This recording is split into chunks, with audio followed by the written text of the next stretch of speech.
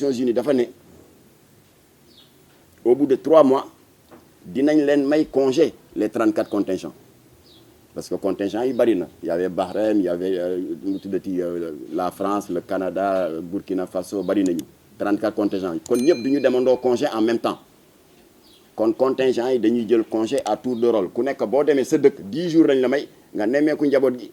am na lu ñu lay jox as tuut nga yóbbaale ko fay ndox fay courant joxe dépense scolarité xale après nga delluwaat sur le champ de bataille waaye ñii dañu am ngor gu day ni mais comme que egsi nañ ci toolu xare du ñu fi nekk di jël congé di dem Sénégal di dellu si dañuy toog rek ba guerre bi jeex ñu dem loolu la ñu def waaw guerre bi jeex état-major woo leen prime de congé boobu ñu leen waroon jox te ñoom jëluñu ko woon dañ ko bàyyi ak état-major ba guerre ba jeexee état-major woo leen daal di leen jox 1 million par survivant et 1 million 42 000 par veuve ba pare nee leen indemnité de guerre la du indemnité de guerre wax naa Premier ministre ne ko boo oowee ONU dinañ la confirmer lii ma lay wax soldat bu nekk champ de bataille buñ lay fay buñ lay fay dañu lay jox lu ñuy wax HLP c'est bien connu dans la terminologie onusienne mooy home leave per diem prime de congé la ñoom jëluñu ko woon waa kon bu ñu ñibbisee ñi leen di fay waroon nañ am l'honnêteté morale ne leen la ngeen waroon jot ci champ de bataille yi te ngeen ne nañ leen ko dencal mu ngi nii loolu moo honnête waaye doo ko jox nag ba noppi ne ko mooy sa prime de guerre xam nga boobu lu ñu doon taafantaloo pour li Arabie Saoudite war a yónnee ñu mën a wax ne jox nañ leen ko ba noppi te fekk c'est pas vrai et ça nous l'avons démontré c'est ce qui explique dossier bi avancé yi mu avancé ci régime Macky Sall mosu ko avancé ci régime Abdoulaye wala leneen parce que ci régime yooyu seen argument moo doon fay nañu leen mais nous avons démontré dans ce régime que loolu ñu leen jox ñoom ñoo ko moom seen congé la jotewul dara ak prime de guerre donc ba loolu leeree ambassadeur u Koweït daal di ñuy yebal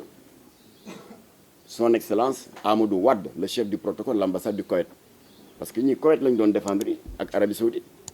kon ñoom waruñu toog rek croiser les bras nit bu la walloo ba loru kay war nga seet noo def Amadou Wade ñëw ma présenté ko soldats yépp ci journée de prière bi grande mosquée ba ñu paree mu ne ma ambassadeur bi nee na nga yónnee ko tout le dossier des anciens combattants fi nga jaar ak état bi yépp nga jox leen ko jox naa ko ñu toogati ma wax ci presse bi ne danaa seeti ambassadeur Arabie Saoudite bi ko Macky Sall yëgee mu woo ma bi yoon du téléphone de woo ma dem palais bi ma woowee il est vrai que chef protocole am bi may wax ne président ne nga ñëw beneen ordre du jour la ma wax qui n'a rien à voir avec ça moom moo ma soxla c'est le président du Sénégal mooy suñu kilifa bu ma woowee damay ñëw bi ma gisee ne beneen ordre du jour la man maa ñaan président mais ko dama bëggoon nga may ma donte les 10 minutes la ma dugal ci affaire u jàmbaar yi ma daal di tënkal président problème bi comme ni ma leen ko tënkale ni accident bi demee ni ñi leen naxe jox leen prime de congé ne indemnité de guerre yépp moo ko il a pris beaucoup de notes parce que agenda bi mu yoroon li may wax yépp mu ngi bind rek voilà ma ne ko kon nag yaay le chef suprême des armées jàmbaar yi ci yow la ñu yaakaar yaa leen njaboote yow ñoom ñëpp du woon ci yow nag beneen régime la fi fekkoon. mayee kaamil yi ba wax Abdoulaye Diouf na indi liste bi man ma dimbali sama wàllu bopp à titre personnel am na lu ma wax Macky Sall moom wax jooju su ma ko waxee Macky dana taf gémmiñam du mise en garde dama leen di ñaan officier yi xajamal dossier bi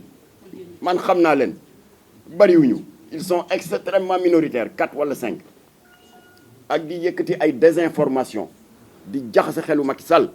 dama leen di ñaan officier yooyu bu ñu bàyyiwul li ñuy def dinaa woote conférence de presse fi joxe seen tur.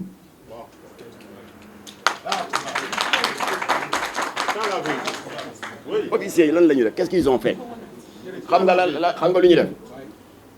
dañu gëmloo Macky Sall gëmloo premier ministre ne ko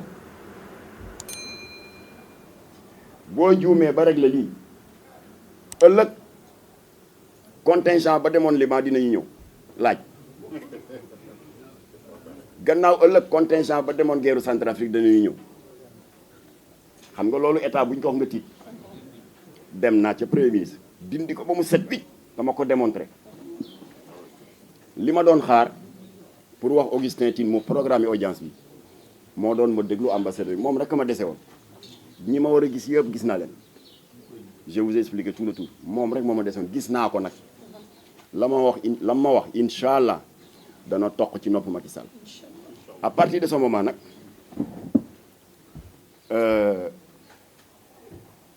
dernière mise en garde bi may jox waa état-major yàqkat yi du ñëpp y a des militaires qui m'appellent di rafetlu démarche bi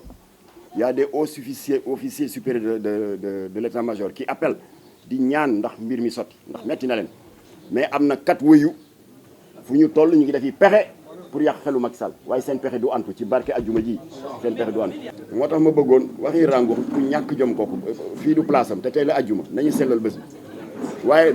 na ngeen ko wax ne dès lundi plainte ba dana dem ci procureur wax leen ko loolu voilà la réponse et